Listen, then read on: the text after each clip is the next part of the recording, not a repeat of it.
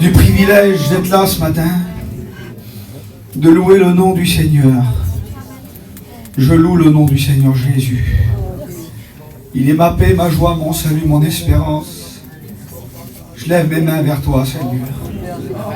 Merci de ta grâce, de ton amour, de ton esprit, de ta force. Merci, Seigneur. Il n'y a pas de mots, Seigneur. Les mots sont trop petits pour dire combien nous t'aimons, combien nous t'adorons ce matin. À toi la gloire, Amen. On dit Amen ensemble. Que Dieu soit béni. Je souhaite à tous les moments bonne fête des mères. Que Dieu vous bénisse. Et j'avais préparé un sujet il y a quelques temps là. Je vais vous parler de quelque chose. Ce matin, je m'adresse à mon église. Et puis le Seigneur m'a parlé il y a quelques jours. J'ai écouté un témoignage d'une petite fille qu'on a baptisée il y a 2 jours en arrière, là, et dans son témoignage, j'ai reçu un mot du Seigneur. Et voilà, j'ai mis la prédication de côté, ce que j'avais préparé, je l'ai mis de côté, puis on va écouter le Saint-Esprit. Hein. Et puis City et sa compagne, dans ce qu'ils ont dit, il y a des confirmations par rapport au choix. Faire un choix. Vous avez des choix, nous avons des choix à faire ce matin. Je sais que pour beaucoup, on a plein de combats, plein de difficultés. Combat avec les enfants, combat dans le foyer, combat de la vie, les choses qui sont dures à vivre. Beaucoup, nous vivons des choses. Et puis face à ces choses-là, soit on peut s'endurcir, on peut devenir amer, on peut parler, on peut avoir un esprit de jugement, de mépris. Et on voit beaucoup ça aujourd'hui. Quand on est en colère, on parle sur les pasteurs, on parle sur la mission, on parle sur le copain, ça va pas à cause de ci, ça va pas à cause de cela. C'est un vêtement... on est abattu. On est abattu, puis quand on est abattu, on méprise tout. Mais on a un choix à faire ce matin. Je vais vous expliquer le témoignage que j'ai écouté de la petite, là, parce que c'est à cause d'elle que je prêche ce message ce matin. Je vous lis un verset. Ésaïe 61. C'est Jésus qui parle, il dit « L'Esprit du Seigneur, l'Éternel est sur moi », puis il a dit plein de choses. Mais au verset 3, il dit ça. « Une huile de joie au lieu du deuil. Un vêtement de louange au lieu d'un esprit abattu. » Je le redis. Un vêtement de louange au lieu d'un esprit abattu. Et ce matin, je te dis ce matin, choisis le vêtement de louange. Amen. Choisissons, mes frères et sœurs, le vêtement de louange au lieu de l'esprit abattu. Choisissons le vêtement de louange, d'adoration, au lieu de l'esprit de plainte, de l'esprit d'abattement. On vient à la réunion, je suis en miettes, ça ne changera jamais, je suis foutu, je m'en sortirai pas. Ou alors je viens avec le vêtement de louange. Éternel, je te loue parce que tu vas me sortir de là. Mon âme bénit l'Éternel. Écoutez le témoignage que j'ai écouté de la petite fille, puis on rentre dans le message. J'ai pris ça ce matin, ça c'est un châle de prière juif. Et c'est pour imager. Tu auras un choix à faire ce matin. Soit tu saisis le vêtement de louange, soit tu repars avec ton esprit abattu. Mais je voudrais te dire quelque chose, que l'esprit d'abattement ne change rien. L'esprit de calomnie qui parle sur les autres, qui murmure, ne change rien. Mais la louange change les choses. Alors écoutez ce témoignage, et je rentre dans le message après. Il y a une petite fille vers nous là-bas à Montfermeil, c'est la fille d'un copain, c'est des inconvertis. L'homme il est chrétien, lui, mais la petite elle est inconvertie. Ils ne connaissent pas le Seigneur. Et puis là, il y a 1 an et demi en arrière, il y a un petit de 3 ans. Et le petit là, ils ont diagnostiqué une maladie des yeux très grave. Très très grave, une maladie un peu spéciale.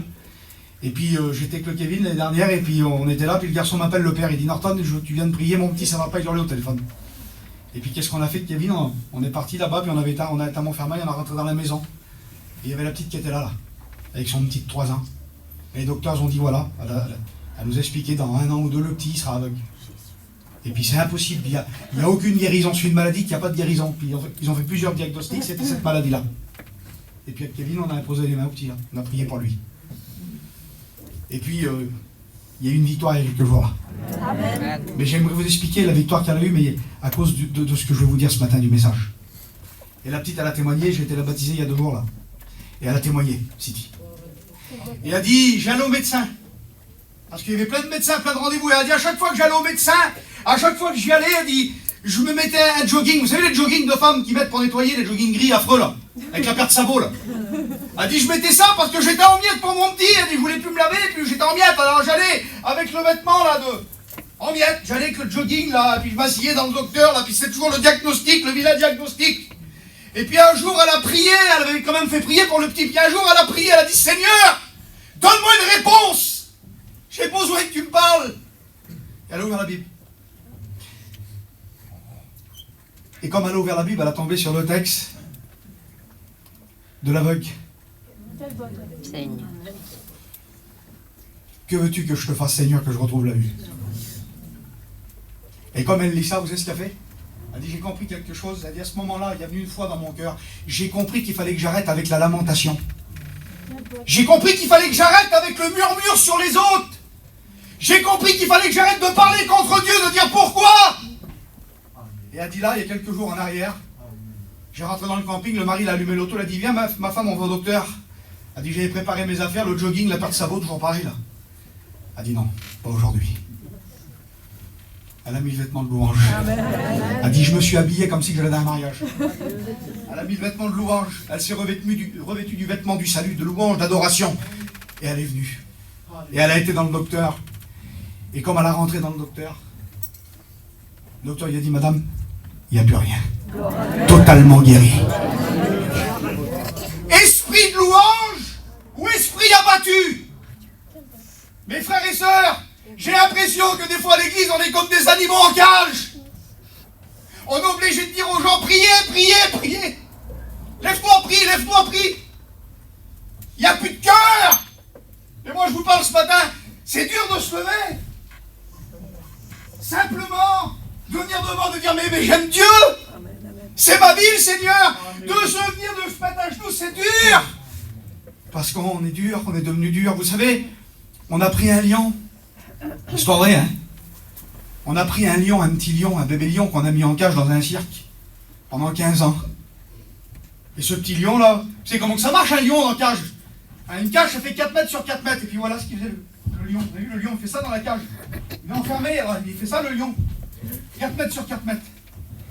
Puis un jour des hommes l'ont pris, ils ont dit on va le libérer. Et puis ils ont amené le petit lion dans la savane là-bas. Et ils ont ouvert la cage, dit. Et comme ils ont ouvert la cage, le petit lion l'a sorti de la cage. Et l'homme expliquait ça, il dit ça me faisait de la peine. Parce qu'il était libre et puis il faisait toujours pareil. Il est habitué aux 4 mètres. Alors qu'il y avait toute la savane devant lui. J'aimerais vous dire, mes frères et sœurs, que le Seigneur nous a ouvert la cage. Il nous a fait sortir. Amen. Tu peux le louer ce matin. Amen. Te lever et dire, Seigneur Jésus, tu vas me sortir de là. Il y a beaucoup de choses dans les choses de Dieu. Il y a beaucoup de choses à vivre. On l'a écouté ce matin à la Pharma City. Métro, boulot, dodo, réunion. Mais c'est pas juste ça l'évangile. L'évangile, il y a plein de choses à vivre. Amen. Amen. Tu peux t'accabler avec ton problème. Murmurer ton problème. Parler sur qui tu veux, salir qui tu veux. C'est à cause de lui que je suis pas bien, c'est à cause de elle je suis pas bien, c'est à cause des petits que je suis pas bien. Ou tu peux choisir de mettre le vêtement de louange. C'est pas grave ce qu'il dit, c'est pas grave. C'est pas grave. Je viens devant mon Père ce matin, devant mon Dieu. Je prends le vêtement de louange, d'adoration. Je sais que le Seigneur me sortira de là. Peu importe le regard des autres. Parce que bien souvent quand on prie, j'ai honte de prier. Comme le lion dans la cage, j'ai honte de faire un pas de plus. J'ai honte. Qu'est-ce qu'il va penser si je lève la voix? Il y a des chrétiens qui n'ont jamais levé la voix dans l'église. Je le sais, moi. Jamais. Par contre, pour crier sur les enfants, on lève la voix. Pour dire des paroles, on lève la voix. Pour dire notre mécontentement au magasin, à la dame de la caisse, on lève la voix. Mais on a du mal à dire je t'aime, Seigneur. T'es ma vie, je t'aime, Seigneur. Qui c'est qui voudrait le faire ce matin? Tiens, tout de suite. Là. Qui c'est qui voudrait le faire? Seigneur, je t'aime. Qui c'est qui voudrait le faire? Seigneur, je t'aime que Dieu te bénisse, ma Olivia. Que Dieu te bénisse, ma soeur. Il va te bénir, elle va bénir tes petits, Seigneur. Paul. Quelle beauté. Oui, je suis libre. Allez chanter, Maggie Blanchard. Libre de chanter. Est-ce que t'es libre ce matin? T'es libre? Est-ce que t'es libre? Ou t'as l'esprit d'abattu? L'esprit de murmure, de mépris. Ah, si ça serait moi, je ferais ça. Hein. Si ça serait moi, je ferais ça. Puis quand tu es face au problème, tu fais carrément le contraire, quoi. Alors on va voir un homme qui avait compris la louange. C'est même lui qui avait institué la louange dans le temple. Et puis dans le... David. On va voir lui ce matin. Amen. Amen. Écoutez ce que David a fait. Vous êtes avec moi ce matin? Amen. Je le dis devant Dieu, devant le Seigneur, si vous comprenez le message de ce matin, si vous le comprenez, que vous le mettez en pratique dans vos vies, dans vos foyers, avec vos femmes. J'ai dit à un jeune serviteur hier qui va se lever pour servir le Seigneur, je suis monté dans le camping, j'ai dit, mon frère, excuse-moi, tu pries avec ta femme? Non, le petit garçon me dit. Alors j'ai dit, écoute-moi, il faut que tu... J'ai fait moi une promesse. Je vais pas faire maintenant, il faut que tu pries tous les jours avec elle. T'as un foyer chrétien, c'est un privilège que t'as, parce qu'il y en a, ils ont des foyers divisés. Ils voudraient bien prier avec leur mari, les petites filles. Je dis, toi, t'as un privilège. Prie avec ta femme. Tous les jours. Je dis, comme ça soit, comme le café. Le matin, tu bois du café avec ta femme, oui. Eh bien, il faut que tu pries avec ta femme. Je dis, tu te laves, tu prends des douches tous les jours, oui. Eh bien, il faut que la prière fasse partie de ta vie. Il n'y a pas une journée depuis quelques années que la femme qu'on ne prie pas tous les jours. Amen. Encore ce matin avec elle, je la tenais par la main. Et je dis, Seigneur, donne-moi un petit mot pour l'église. Donne-moi à faire comprendre ce que tu me communiques. Il faut qu'on arrête de se plaindre. On n'est pas des perdants, on est des gagnants, mes frères. On est des gagnants. On est sauvés. Et Dieu va sauver nos enfants. Amen. Parce que le diable nous dit des choses. Il ne fera pas, le Seigneur. Regarde avec ta qu'il est. Puis nous, on confirme. Oui, c'est vrai, il ne fera pas. On dit ce que le diable dit. On confirme. T'as raison, Satan. Qui c'est qui a raison? C'est Jésus ou Satan ce matin? C'est Jésus. Amen. Alors je prends le vêtement de louange. Et il y avait un homme qui l'avait compris, David. Écoutez ce que David dit. Il est là à Jérusalem. Quel homme? Jésus de Nazareth. Quel homme? Je ne pas ressembler à David. Il est à Jérusalem. C'est un homme de guerre. C'est un homme de combat. C'est un homme, des vêtements, il en avait. Il avait des vêtements royaux, il avait des vêtements de guerre, il avait des vêtements, toutes les sortes de vêtements qu'il y avait, il les avait. Il avait tout! Il avait une panoplie de vêtements, David. Il aurait pu épater la galerie, David. Il aurait pu mettre des vêtements avec de l'or dessus. Il aurait pu mettre des vêtements avec des diamants dessus. Et là, c'est un jour où il faut qu'il fasse ça. Il amène l'arche à Jérusalem. Écoutez ce qu'il fait. David dansait de toute sa force devant l'Éternel, de toute sa force. Et quand il dansait, le mot là, excusez-moi, il ne dansait pas du funk, hein, ou du jazz, ou du swing. Hein. Le mot danse, là, c'est de l'adoration, c'est de la louange. On ne le fait pas chez nous, parce que bon, je dis, c'est entre nous, hein. Nous on est un petit peu, voilà, c'est notre culture qui est comme ça. Mais des fois, tu vois, dans les Noirs, bah, ils dansent, ils chantent, ils lèvent leurs mains, ils dansent. Vous voyez, c'est pas de la danse, c'est de la louange. Et puis David, il s'en fout un peu de tout ce que tout le monde pense. Il s'en fout, David. Il est là avec tout le monde, il met son vêtement, il met le vêtement de louange, il met l'éphod, il dit la parole de Dieu. Écoutez, vous voulez que je vous lise la parole de Dieu? Écoutez ce qui se passe. David dansait de toute sa force devant l'Éternel. Et il était saint, il était habillé d'un vêtement de fin lin. Il avait le vêtement l'éphod, il avait le vêtement de louange. Parce que les autres penchaient sur lui, il avait le vêtement de louange. David et toute la maison d'Israël firent monter l'arche de l'Éternel avec des cris de joie. Quelle beauté! Pas des cris de lamentation, pas des cris de murmure, pas des cris de mépris, des cris de joie, de louange. Ils chantaient, écoutez bien. Comme l'arche de l'Éternel entrait dans la cité de David, Michal, c'était sa femme. Elle n'avait pas le vêtement de louange. Elle avait l'esprit critique. Rien l'esprit critique. Hein. Ah, t'as vu, ça va pas ça. T'as vu, le carrelage, il est pas beau. T'as vu, lui, il a dit ça. T'as vu, Aliyar, elle a fait ça. T'as vu l'autre, c'est les conversations. Il y en a qui tombent en mort. C'est leur vie entière. Se mettre à trois dans un camping. Fais du café, vas-y, on va débiner toute la France. Vas-y. Alors, et puis une fois qu'on a bien parlé, après, bon, on prierait pas le Seigneur. Bah, il va te visiter tout de suite, le Seigneur. Là. Tout de suite, il va te bénir, il va te remplir du Saint-Esprit. T'as débiné la convention complète. Comme l'arche de l'Éternel entrait, Michal, fille de Saül, regardait par la fenêtre. Il y a ceux qui regardent les autres, ils sont là, et à regarder par la fenêtre, et elle voit son mari, l'homme de Dieu, elle voyant le roi David qui sautait, qui dansait devant l'Éternel, et elle le méprisa dans son cœur. Ça, c'est ceux qui ne connaissent pas la louange. Ceux qui ne connaissent pas la présence de Dieu, ils mépriseront toujours les hommes et les femmes bénis. Pourquoi qu'il va là-bas, lui, là? Il va dans les pays de l'Est, il n'a pas un sou. Et qui va chiner? Qui reste vers lui, qui s'occupe? méprisés. On méprise les autres. On méprise ceux qui sont bénis et qui avancent avec le Seigneur. On aime pleurer avec ceux qui pleurent. Ah, on aime ça. Qu'on aime bien pleurer avec ceux qui pleurent. Qu'on aime bien. Quand ils pleurent, qui sont dans le malheur, les gens, ah oui, ah Sinda. Mais par contre, on n'aime pas se réjouir avec ceux qui se réjouissent. Quand l'autre, il est béni, là, quelle beauté, le Seigneur l'a béni. Ah, il est béni, lui, quelle misère. Il est bien, tu te rends pas compte, il est heureux, lui. Ah non, faut pas qu'il soit heureux, c'est un chrétien, faut qu'il soit malheureux. Faut qu'il soit malade, qu'il n'a pas de sous et qu'il se plaint toute la journée. C'est ça l'évangile. Mais t'as rien compris à la louange, à l'adoration, à la puissance de Dieu. Alléluia. Alléluia. Dieu veut que vous soyez heureux. Amen. Et il n'y a que dans la présence de Dieu qu'on est heureux. Amen. Dieu est capable de tout. Vous savez que Dieu s'inquiète pour tout. Dieu s'inquiète pour tout. Il s'inquiète de ta vie, de ta couleur de cheveux, de ton cœur, de ta pierre souillée, de ton camping, de la prise de ton camping que tu n'arrives pas à réparer, comme tu as dit tout à l'heure. C'est moi ça. J'ai pensé un peu à moi tout à l'heure quand tu as dit ça. Les roues cassées, les affaires, c'est pas grave ça. Ce qu'il faut, c'est être un adorateur. Un adorateur. J'ai mis un costume ce matin pour Dieu. Amen. Pour Dieu, je me suis habillé. Je veux plaire à Dieu. Je veux aimer ce qu'il aime. Et David, c'est ce qu'il a fait. Il a voulu danser devant Dieu. Il a voulu plaire à Dieu. Il aimait Dieu, David. C'est ce qu'il voulait. C'était représenter Dieu. Il voulait qu'Israël comprenne la louange. Il voulait amener Israël devant Dieu. Il voulait que tout le monde comprenne qu'il fallait aimer Dieu et le louer. Et sa femme le méprisait. Sa femme le méprisait, elle ne comprenait pas, elle. Elle ne connaissait pas ce que c'est que la louange. Elle connaissait que le mépris, que les parlements. Et la Bible dit, écoutez bien, après qu'on lui a amené l'arche de l'Éternel, on l'a mis sur la place au milieu de la tente de David qui avait dressé. Et David offrait à l'Éternel des holocaustes et des sacrifices d'action de grâce. Il a donné pour Dieu, il a donné. Il a donné pour le Seigneur, il a tout donné ce qu'il avait. Et écoutez bien ce qu'il a fait. Quand David lui a achevé d'offrir les holocaustes et les sacrifices d'action de grâce, il bénit le peuple au nom de l'Éternel. Il bénit le peuple. Ah oui, parce que il n'y a que les adorateurs qui bénissent les autres. Amen.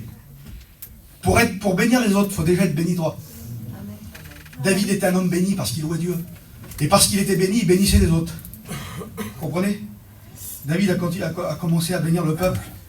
Puis il distribua à tout le peuple et à la multitude, hommes et femmes, du pain et des viandes et des gâteaux de raisin, quelle beauté. Il distribue, il donne autour de lui du pain, il apporte de la douceur, il donne du pain, c'est la parole. Et puis c'est un homme béni, David. Mais écoutez, c'est elle qui m'énerve, moi, pour le dire en vérité. Elle m'aboue, elle, Michael, là. Je vous le dis entre nous ce matin. Vous savez, il y a des personnes qui sont énervantes. Moi, il y a un film, vous avez rigolé, j'en parle souvent de ce film-là. Autant porte le vent, vous l'avez vu? Scarlett O'Hara, vous l'avez vu? Là, tu veux la tuer, tout le monde le film. Hein? Tu veux la tuer? Il y a, comment il s'appelle lui? Le Red Butler. Le capitaine Red Butler. Il n'est pas plus beau au monde. C'est Clark Gable, il n'est pas plus beau. Il est milliardaire, il a tout, et puis il l'aime, il fait dire tout le long, je t'aime, et puis il veut tout lui donner. Elle veut pas, elle veut l'autre. Elle veut Ashley. C'est un ronquin. Et c'est le mari de sa cousine en plus. C'est catastrophique, c'est affreux. Mais elle veut, ah oui. Et à la fin de sa vie. Parce que, il y a la fin des choses, vous savez. À la fin de sa vie, elle se rend compte qu'en vérité, elle l'aime. Alors à quoi? Vous avez vu, j'ai ma quoi? Arrête. Vous avez vu le passage là? Et là, je dis, Dieu d'amour, quelle gauche lui. Ah oui. Oui, c'est ça. Arrête. Et puis lui, il s'en va, non, ça fait des années qu'il dit qu'il l'aime, mais là, il s'en va. Il part. Elle dit, arrête, elle dit, je t'aime. C'est le cadet de mes soucis. C'est ça, là, dans le film. Et elle s'en va. Vous savez, quand le Seigneur reviendra, quand l'église sera enlevée, tout le monde, on l'aime, le capitaine Butler. On l'aime, le Seigneur. On veut l'adorer maintenant, on veut l'adorer. C'est maintenant qu'il faut mettre le vêtement de louange. C'est pas après, quand l'église sera enlevée, c'est maintenant qu'il faut le louer. C'est pas après qu'il faut pleurer, c'est maintenant qu'il faut pleurer devant lui, il faut le louer, il faut mettre le vêtement de louange. Il est là, il est riche, il est beau, il a tout. Et il nous donne tout, il est dans l'abondance. Il est venu, il dit, je suis venu afin que les brebis aient la vie, qu'elle ait en abondance. Il donne en abondance, le Seigneur. Arrête de mépriser Dieu dans ton cœur. Arrête de mépriser. Je continue. David répondit à Michal, parce qu'elle a dit, écoutez ce qu'elle lui dit. David s'en retourna pour bénir sa maison. Il voulait lui aussi bénir sa compagne, sa famille. Il voulait Jing expliquer à sa femme ce qu'il vivait avec le Seigneur. Elle voulait pas. Elle voulait pas. Vous savez qu'il y a des gens, ils veulent pas. Ils veulent pas. Tu peux leur expliquer, ils veulent pas. Tu pourras les ronger, mais non, il faut que ça vienne du cœur. Je peux te faire lever de son. Lève-toi, vas-y, prie, mais ça sert à quoi ça? C'est à toi, il faut que le cœur qui se lève. Il faut que le cœur il se lève devant Dieu. Pas forcé. Parce que des fois on n'a pas envie de prier, mais l'autre dit prie, vas-y, Seigneur. Il faut se lever qu'un cœur. Que ça vienne de sincère. Écoutez, David répondit Michal. Elle le méprise, elle dit, elle se moque de lui. Quel honneur pour le roi de s'être découvert aux yeux des servantes et de ses serviteurs comme se découvrirait un homme de rien. Il avait marché avec humilité, il savait dépouiller, il avait pris les fautes, il avait pris le vêtement de louange, il dansait devant tout le monde, David. Et là, sa femme, elle lui dit, t'as pas honte alors de ce que t'as fait là? Quelle honte de se lever devant tout le monde. Quelle honte de se mettre à genoux, quelle honte. Quelle honte de se lever dans l'église, City, de dire j'aime Dieu. Quelle honte. Quelle honte. Quelle honte. Quelle honte de mettre des versets sur nos campings, nos caravanes. Quelle honte de dire à tout le monde, criant qu'on l'aime. Quelle honte, non? Par contre, on met autre chose. Ce qui nous arrange. Écoutez, hein. Et là, David y parle. Écoutez ce que David dit. David répondit à Michal, c'est devant l'Éternel qui m'a choisi, de préférence à ton père. Son père, c'était Saül. Et qui m'a établi chef sur le peuple, sur Israël. C'est devant l'Éternel que j'ai dansé. C'est pas devant les autres. Je m'en fous de ce qu'ils pensent les autres. C'est devant lui que je me lève. C'est devant mon Dieu que je me lève. Écoutez, il dit, je veux paraître encore plus vil que cela. Et m'abaisser à mes propres yeux, néanmoins je serai en honneur auprès des servantes dont tu parles. Or, Michal, fille de Saül, écoutez bien, n'eut pas d'enfant jusqu'à sa mort. Elle n'a jamais eu d'enfant, elle n'a jamais donné naissance. Elle n'a jamais apporté la vie. Et elle est morte comme ça. Combien, mes frères et sœurs, Jésus dans l'église, des enfants de Dieu, qui ne connaissent pas la louange, l'adoration, et qui ont apporté que la mort autour d'eux, mauvais témoignages, que des choses qui n'allaient pas. Alors que Dieu nous appelle à porter un vêtement de louange. Écoutez, ce matin, c'est le culte. Le culte, c'est important. Vous savez que c'est important, le culte. Hein? Je le dis ce matin. Quelle importance de ne pas louper le culte, mes frères et sœurs. Ah, je ne vais pas au culte, j'ai mal aux pieds. Je ne vais pas au culte, j'ai mal dormi. Un homme a marqué ça. Le culte, c'est exprimer sa gratitude et son amour envers son Dieu. L'adoration permet aux individus d'exprimer leur amour et leur gratitude envers Dieu pour tout ce qu'il a fait pour eux. C'est une façon de reconnaître la grandeur de Dieu et son rôle dans notre vie. Ce moment privilégié de la semaine permet aussi aux croyants d'être exhortés, édifiés à travers la parole de Dieu. Le culte est donc un geste de reconnaissance et d'amour qui fait écho à l'œuvre de Dieu. Écoutez bien, c'est une fête. Quelle beauté comme David qui danse. C'est une fête, un moment de joie. Que ma bouche soit remplie de tes louanges et que chaque jour, elle te glorifie. Amen. C'est ça le culte. Il ne faut pas louper le culte. Il faut venir apporter un culte à Dieu. Amen. Je vous explique ce témoignage. Écoutez,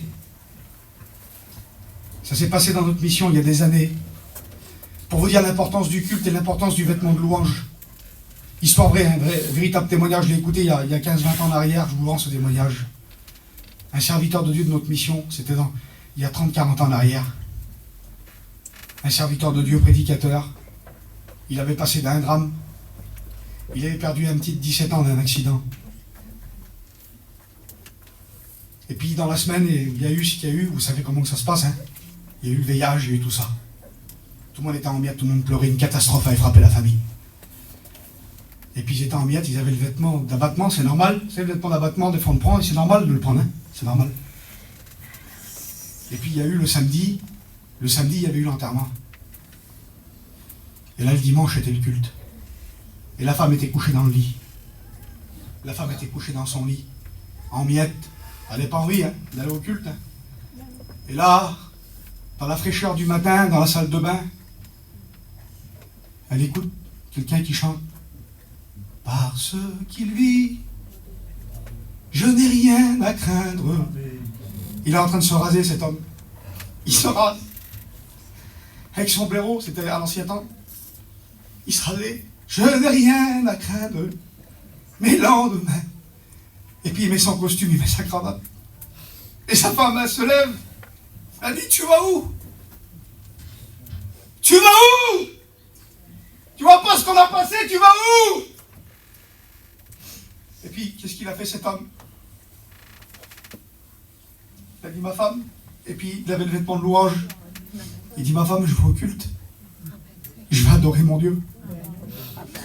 Il avait compris ce que David en son temps avait compris. Je ne sais pas par quoi tu passes. Mais des fois on passe dans des problèmes. Ah, je ne vais pas au culte. Mais qu'est-ce qu'il t'a fait, Dieu? Dieu, il t'aime. Amen. Écoutez ce que David a fait. Le roi David avait compris ce que c'était que le vêtement de louange. Écoutez bien. La Bible dit que David avait un petit qui était malade, un petit bébé qui était en train de mourir. Il était en train de veiller son fils qui allait mourir. Il ne se rasait pas, il ne se lavait pas, il était en miettes, il pleurait. La Bible dit qu'il a jeûné 7 jours. 7 jours de lamentation.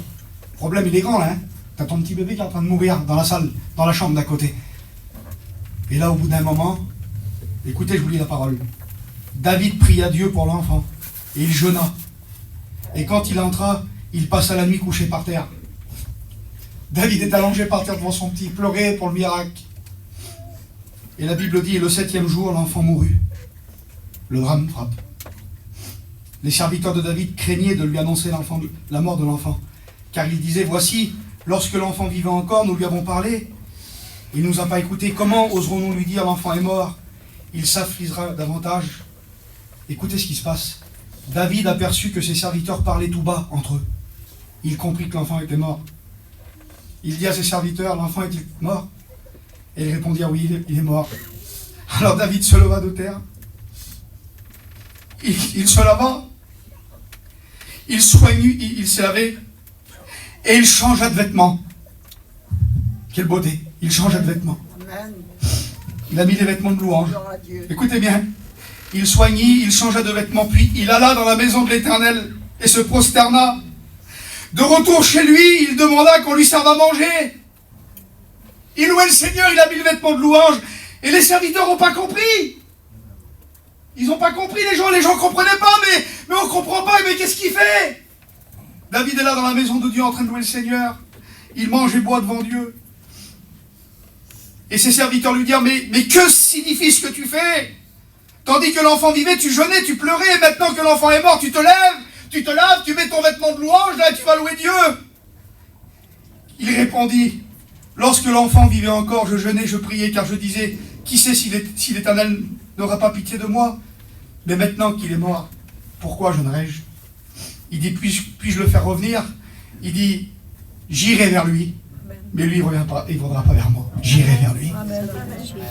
Les frères et sœurs, comprenons ce matin, comprenons la victoire que Dieu nous a accordée. C'est qu'aussi on va retrouver nos bien-aimés. Vous vous rendez pas compte de la grâce? Quelle beauté. Merci. Mon oncle, quelle beauté. Hein, oncle Fredo, quelle beauté. Le vêtement de louange. Le vêtement de louange. Moi je me souviens de ça. Parce que je l'ai vécu, moi je suis pasteur de l'église avec l'ancien, avec le Fredo. On a commencé dans une petite caravane ensemble, même avec Samuel. Quand je suis parking de l'église, en bas du Lidl. J'étais tout jeune serviteur, moi j'avais 23, 24 ans. Excuse-moi mon oncle, mais ils ont été frappés. La famille, ils ont été frappés par la souffrance. Et puis comme Fredo a passé dans la souffrance, je me disais, moi j'étais jeune, j'ai dit, il ne se relèvera pas. On faisait des réunions le jeudi, une fois par semaine. Il ne se relèvera pas, Seigneur, comment il va faire? Alors on priait pour lui. Et puis quelques jours après, il est venu vers moi, il a dit, fils, rappelle mon oncle. Il a dit, on fait une réunion par semaine. Ouais. Il a dit, maintenant on va en faire 2. Et on fera le culte. Un vêtement de louange au lieu d'un esprit abattu. Choisis le vêtement de louange. Ma mère, ce matin j'ai envoyé ça à ma mère. J'ai dit, bonne fête maman. Et j'ai envoyé un petit mot là, je l'ai mis en statut. J'ai mis une photo de moi avec ma mère, vous pouvez le voir, j'ai mis une statue. Et j'ai dit, bonne fête maman, merci pour tes prières. Amen. Merci pour tes prières. J'étais un garçon foutu, moi, un drogué, un misérable, j'étais un malheureux. J'ai dit, j'étais pas bien. Mais si vous saurez combien de fois que j'ai vu ma mère vers moi avec le foulard, quand tout allait mal, quand on avait des mauvaises nouvelles, quand on avait des soucis, qu'on savait plus comment faire, on dit comment on va faire, maman, on fait comment? Et elle a dit, je sais pas moi, je sais pas, mais je vais à la réunion, apprenez le foulard, apprenez le vêtement de louange, elle allait au culte. Il faisait froid, elle allait au culte. Elle n'avait pas de soie, elle allait au culte, elle allait louer le Seigneur. Et quand les serviteurs disaient on reste, il y a un jeune, eh bien restez. Et elle mettait le vêtement de louange. Elle dit Seigneur, je te loue parce que tu vas sauver mes petits, je te loue parce que mes petits tu vas les sauver, je te loue parce qu'ils vont te servir à la proclamer pendant des années. Aujourd'hui je suis prédicateur, Jonathan il est prédicateur. Au moyen de la prison de Fleury-Mérogis. Il n'y avait pas d'église à l'époque. Hein. Le Seigneur il a choisi des hommes, des femmes qui louent, Seigneur. Qui choisissent la louange. Je voudrais vous faire comprendre ce matin. Et je vais terminer là. Je vais terminer avec ça. Seigneur, c'est important. Jésus Tout-Puissant. Sois pas comme un lion en cage. Sois libre ce matin. Sois libre devant ton Dieu. Il y a plein d'expériences pour toi. Et c'est pour ça qu'on comprend. Comment que ça se fait que David il a écrit 73 psaumes? Et peut-être plus parce qu'il y en a 50 qui sont anonymes et tout le monde dit que c'est lui qui les a écrits. Comment que ça se fait que David a écrit 73 psaumes? Il a écrit le livre des psaumes en entier qui est un des plus beaux livres de la parole de Dieu pour moi. Les psaumes, les télim, les prières. Comment que ça se fait alors? Parce que c'est un adorateur. Il louait. Est-ce que l'Éternel recherche, mes frères et sœurs? Vous savez ce que l'Éternel recherche? C'est écrit noir sur blanc dans la parole de Dieu. Ce que Dieu recherche, vous savez, nous on recherche plein de choses. Ce que Dieu recherche, lui, c'est des vrais adorateurs. En esprit et en vérité. Tu ne peux pas plus plaire à Dieu que quand tu te lèves devant lui, avec tes problèmes et tes soucis, puis Seigneur, je t'aime, tu vas m'en sortir. Seigneur, tu vas m'en sortir. Oui, mais c'est long. Oui, mais il y a le temps de Dieu. Alors je termine avec ça. Écoutez, la louange, elle brise aussi les murs. Elle brise les murs. Il y en a qui ont des murs devant eux là, ce matin. Des murs. La Bible dit qu'il y avait une ville, elle s'appelait Jéricho. Josué chapitre 6. Écoutez comment quelle était la ville. Jéricho était fermé, barricadé devant les enfants d'Israël. Personne ne sortait, personne n'entrait. Quand on fait un peu d'historique, les gens disent dans l'histoire que les murs de Jéricho, tellement qu'ils étaient larges, tellement que les murs de Jéricho étaient larges et qu'ils étaient hauts, on pouvait passer avec deux chars qui pouvaient se croiser. Les chars pouvaient se croiser. Il y avait deux voies, une route, il y avait carrément une route sur les murailles de Jéricho. Imaginez-vous, un pied imprenable. Jéricho, c'est la ville imprenable. Et là, il y a tout Israël. Comment qu'on va faire pour s'en sortir? Israël, ils avaient des armes, ils avaient tout ce qu'il fallait. Hein. Dieu dit, vous voulez vous en sortir? Oui. Prenez les sacrificateurs. Prenez les chanteurs, les lévites. Les lévites, c'était les chanteurs. Les lévites, c'était ceux qui avaient le vêtement de louange. Mettez-les devant. Et vous allez prendre des instruments de musique. Vous allez chanter. Vous allez jouer de la trompette. Vous allez chanter des cantiques. Vous allez louer le Seigneur. Pendant 7 jours, vous allez faire le tour de la ville. Et les murs, ils vont s'écrouler. Ça, c'est la façon de Dieu. Et toi, tu veux t'en sortir avec les poings. Tu veux t'en sortir avec la bagarre. Tu veux t'en sortir, ben il a fait ça, moi je veux faire ça. Tu t'en sortiras pas comme ça. Tu peux pas être plus puissant que quand tu es à genoux devant Dieu. Amen. Tu peux pas être plus puissant. On te parle dessus, on te fait du mal. Vous savez, des fois, il y a des rapporteurs, il y a des gars qui font des rapporteurs là. Ils se régalent.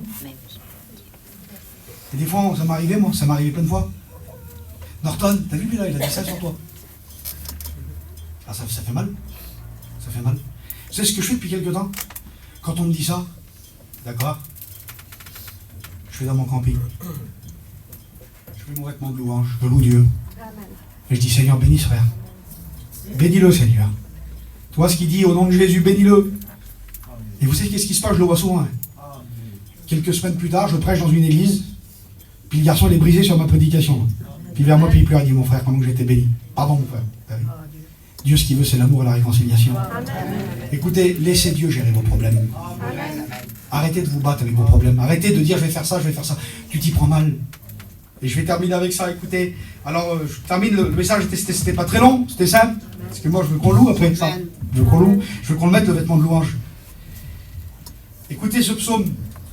Écoutez ce psaume. Je vous invite, mes frères et sœurs, amis, mon oncle, les serviteurs de Dieu, les étudiants, je vous invite à le prêcher, mais à le vivre, le verset là. Mettez-le dans vos maisons. Mettez-le chez vous, en posture, dans vos Bibles, marquez-le dans vos Bibles. Le psaume 18, verset 3. Et regardez la puissance qu'il y a dans la louange. Je m'écris, loué soit l'Éternel, et je suis délivré de l'ennemi. Amen. Tu sais ce que je fais maintenant, moi, quand j'ai un combat avec le diable, que je vois qu'il y a un truc diabolique, ou un monsieur qui me fait quelque chose, avant je faisais au nom de Jésus, je fais plus ça. Je loue Jésus. Que loué soit l'Éternel, loué soit Dieu, parce que la Bible le dit. Je m'écris loué, et je suis délivré. Je m'écris loué soit l'Éternel, je loue le Seigneur. Et je termine avec ça. Il s'appelle Willy Myrick, il a 9 ans. C'était il y a quelques années en arrière, en Amérique. La puissance de la louange et de l'adoration. Le petit Willy là, c'est un petit noir, c'est un américain. C'est le petit d'un foyer chrétien. Il va à la réunion dimanche, il va à l'école du dimanche. C'est important les sœurs, l'école du dimanche. Hein. Très important. Hein. Vous savez que vous adorez le Seigneur, ce que vous faites là, c'est très important. Hein. Et le petit va à la réunion, lui, il va louer le Seigneur tous les dimanches avec ses parents, c'est des chrétiens. Et le petit Willy là, il a 9 ans, il est devant chez lui dans le jardin. Et là, il y a un homme animé par le diable, un tueur d'enfants. Il passe. Il prend le petit là, histoire vraie. Hein. Vous regardez sur le journal américain, je vous le ferai lire. Le petit là, il se fait kidnapper. Le kidnappeur, il le prend, il le jette dans l'auto. Et le petit, et le monsieur s'en va à plusieurs kilomètres, il a un projet de tuer le petit, il veut le tuer quoi. Et là, pendant 3 heures, le petit, dans l'auto. Pendant 3 heures, il chante Every praise is to our God. Ça veut dire toute la louange appartient à notre Dieu. Amen. Et pendant 3 heures, la louange appartient à Dieu. La louange appartient à Dieu. La louange appartient à Dieu. La louange appartient à Dieu. La louange appartient à Dieu. La louange appartient à Dieu. La louange appartient. 3 heures. Au bout de 3 heures, le kidnappeur, là, coup de frein à main, il sort le mot, là, je crois pas. Que Dieu soit béni. Je m'écris loué soit l'Éternel. Et je suis délivré de l'ennemi. Je m'écris loué soit l'Éternel. Et je suis délivré de l'ennemi. Fils, viens chanter un cantique, mon fils. Je m'écris loué soit l'Éternel. Qui veut mettre le vêtement de louange ce matin? Qui c'est qui veut mettre le vêtement de louange? Alors viens devant. Allez ensemble, l'église de Dieu. Viens devant pour le vêtement de louange. Venez devant Dieu, n'ayez pas honte. Viens, puis chante un cantique. Qui c'est qui veut venir? Ou tu peux te lever à ta place, mais venez devant, c'est mieux. Prenez-vous par la main. Écoutez. Mettez-vous debout ceux qui veulent le faire.